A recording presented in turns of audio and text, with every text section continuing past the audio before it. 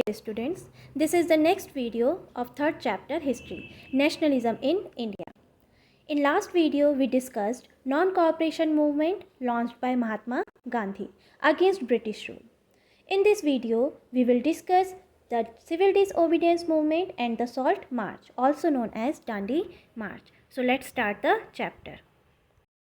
Towards civil disobedience. In February 1922, the non-cooperation movement was withdrawn because Mahatma Gandhi felt that it was turning violent. 1922 में महात्मा गांधी ने non cooperation movement बंद करवा दिया because non-cooperation movement turned into violence in चोरी चोरा event that took place in 1922. Some of the leaders wanted to participate in elections to the provincial councils. Swaraj Party was formed by C.R. Das and Motilal Nehru. Congress के कुछ leaders provincial councils के elections में participate करना चाहते थे, इसीलिए C.R. दास और मोतीलाल नेहरू ने स्वराज पार्टी बनाई. In the late 1920s, Indian politics again shaped because of two factors. The first effect was the worldwide economic depression and the second effect was the falling agricultural prices. Late 1920s में world wide economic depression की वजह से India में economic crisis चल रहा था और साथ ही जो एग्रीकल्चरल प्रोडक्ट के प्राइस थे वो डाउन होते जा रहे थे. इसीलिए जो इंडियन पीसेंट्स थे वो प्रॉपरली रेवेन्यू पे नहीं कर पा रहे थे और उन्होंने डिमांड की ब्रिटिशर्स के सामने कि उनके रेवेन्यू को रिड्यूस कर दिया जाए, लेकिन ब्रिटिशर्स इस तरफ कोई ध्यान नहीं दे रहे थे. Simon commission. Simon Commission was constituted under the leadership of Sir John Simon to look into the functioning of the constitutional system in India and suggest changes. Sir John Simon की leadership में Simon Commission बनाया गया Indian constitutional system को investigate करने के लिए और उसमें चेंजेस लाने के लिए. It was officially known as Indian Statutory Commission. इसे Indian Statutory Commission भी कहा गया. The British government appointed a commission to inquire into the working of the Government of India Act of 1919 and to suggest further reforms in the system of administration.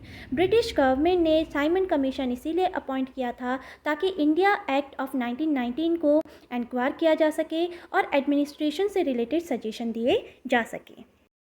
This commission is known as the Simon Commission after Sir John Simon who headed it. इस commission का नाम Simon commission रखा गया क्योंकि sir John Simon इसके leader थे. Its appointment came as rude shock to the Indian people.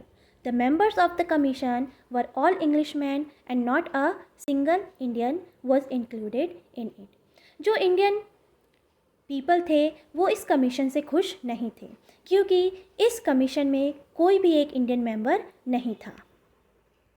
The government showed no inclination of accepting the demand for swaraj. और जो स्वराज की डिमांड थी उस तरफ भी ब्रिटिशर्स ने इस कमीशन में कोई बात नहीं कही थी. The appointment of the commission sparked of a wave of protest all over the country और इसीलिए इस कमीशन के अगेंस्ट पूरी कंट्री में प्रोटेस्ट स्टार्ट हो गए. In 1927 the annual session of the Congress was held at Madras. It decided to boycott the commission. 1927 में कांग्रेस के एनुअल सेशन जो कि मद्रास में हुआ था उसमें इस कमीशन को बॉयकॉट करने की डिमांड की गई. The Muslim League also decided to boycott the commission. Muslim league ने भी यही डिसाइड किया कि वो इस कमीशन को बॉयकॉट करेंगे. The commission arrived in India on 3 February 1928. On that day, the entire country observed a hartal. In the afternoon, on that day, meetings were held all over the country to condemn the appointment of the commission. जब 3 फरवरी 1928 में इस commission को India में लागू किया गया तो पूरी कंट्री में इसके अगेंस्ट हड़ताल किए गए और इस कमीशन की बहुत ज़्यादा निंदा की गई. The commission faced massive protest, demonstrations and hartals.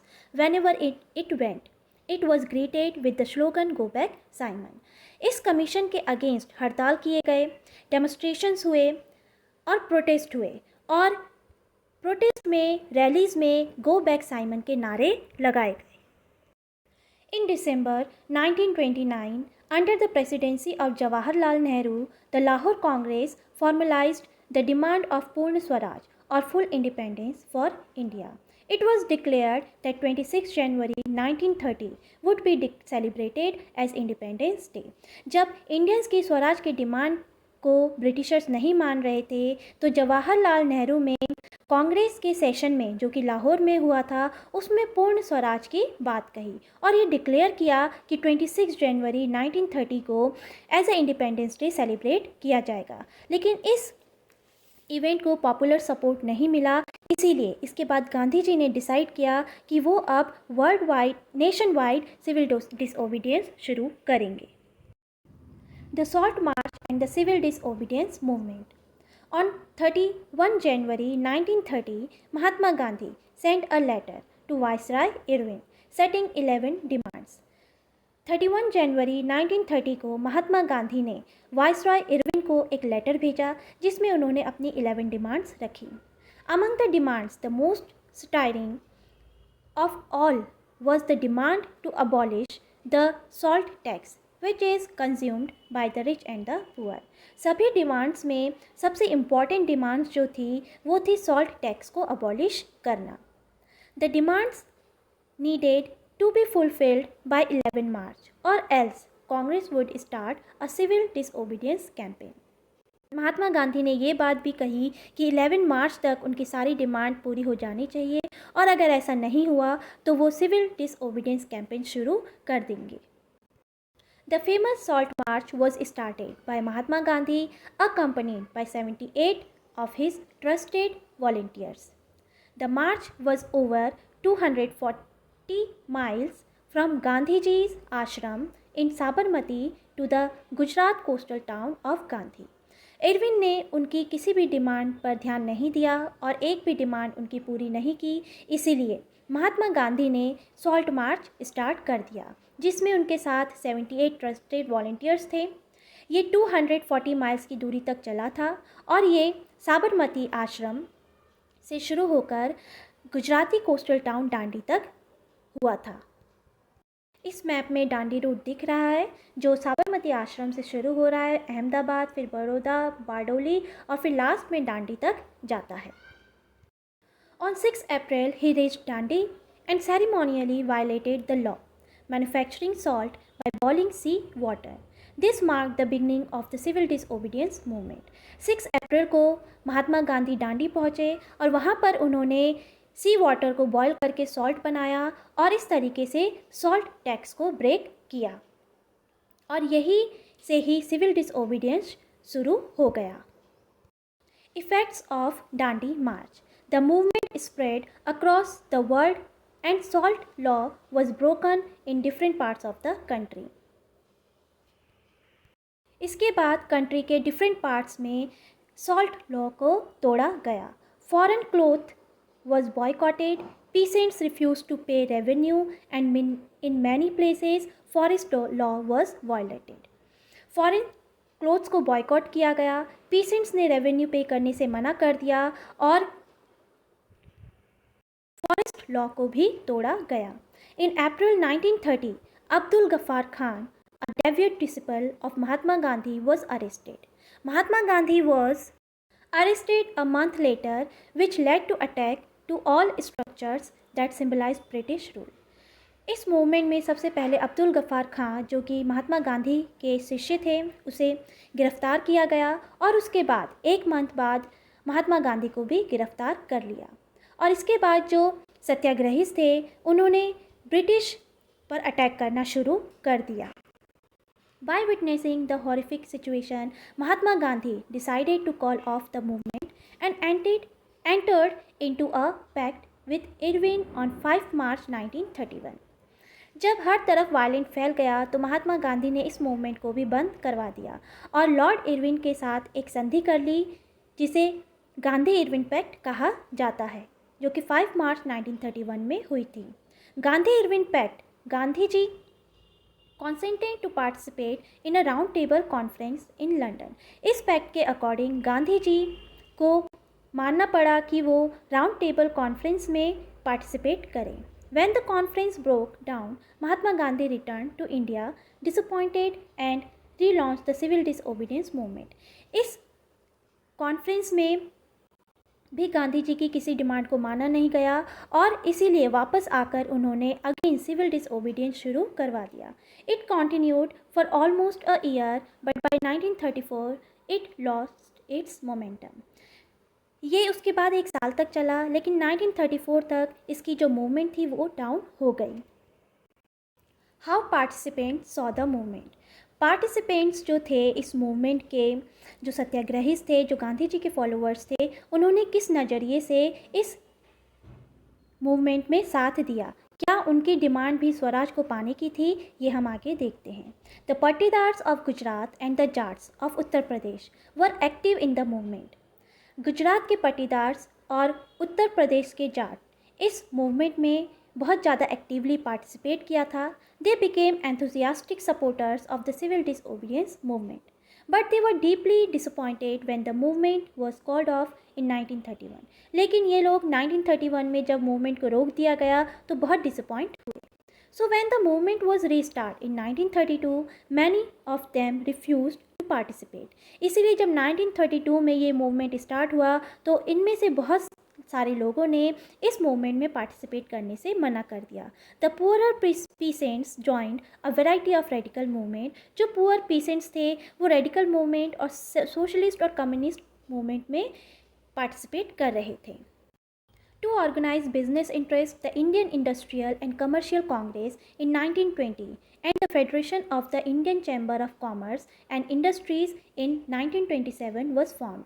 और इसीलिए जो बिजनेसमैन थे, जो इंडस्ट्रियलिस्ट थे, उन्होंने भी इस मूवमेंट में साथ दिया इस वजह से ताकि जो रेस्ट्रिक्शंस लगाए गए थे ब्रिटिशर्स के द्वारा इंडस्ट्रीज़ में और ट्रेड में, वो ख़त्म कर दिए जाए.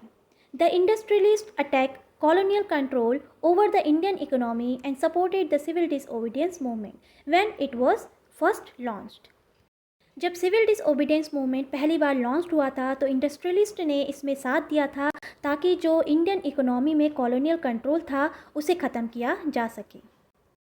Some of the industrial workers did participate in the civil disobedience movement.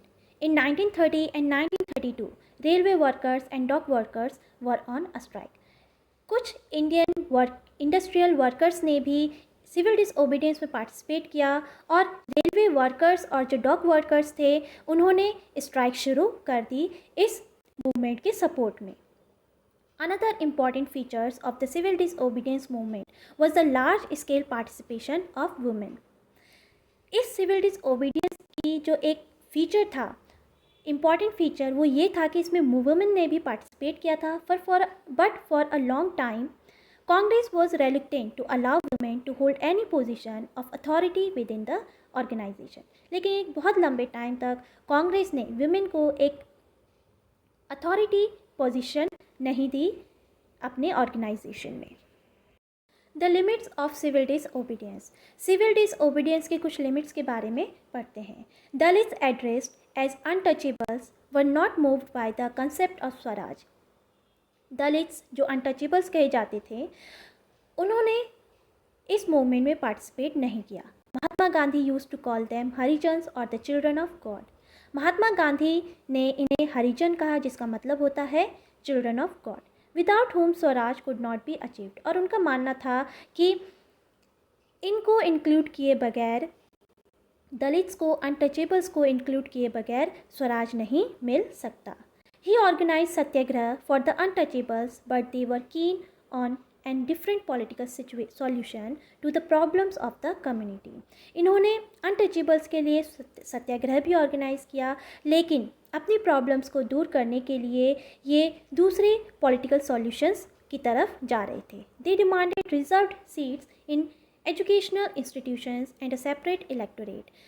Untouchables की ये डिमांड थी कि उन्हें एजुकेशनल इंस्टीट्यूशंस में रिजर्व सीट मिले और सेपरेट इलेक्टोरेट दिया जाए.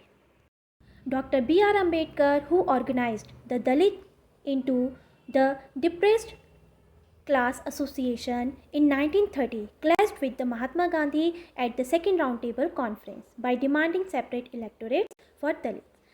सेकेंड राउंड टेबल कॉन्फ्रेंस में महात्मा गांधी और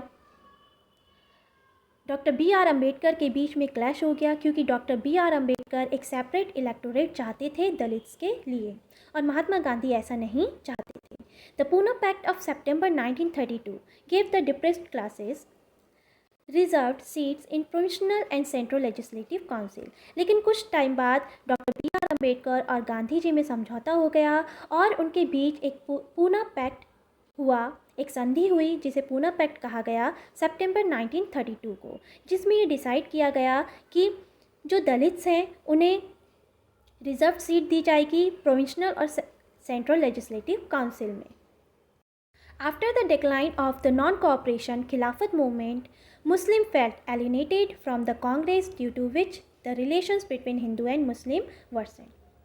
नॉन कोऑपरेशन खिलाफत मूवमेंट के बाद मुस्लिम्स कांग्रेस में अपने आप को एलिनेटेड समझने लग गए और हिंदू और मुस्लिम के जो रिलेशंस थे वो बहुत ज़्यादा ख़राब हो गए।